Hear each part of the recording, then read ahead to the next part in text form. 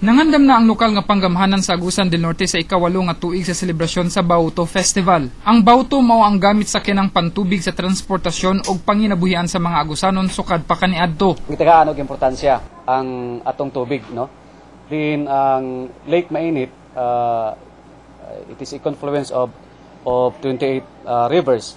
Atong makita nga ang Lake Mainit mao ay means of livelihood sa mga tao within that area.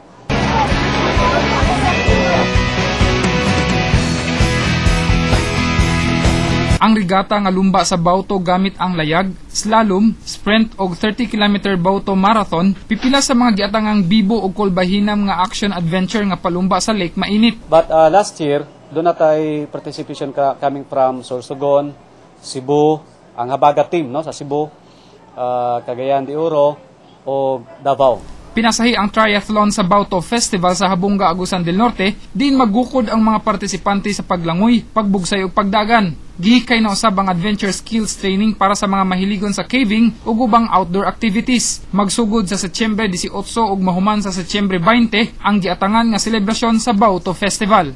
Rog Kultura, Patrol sa Caraga.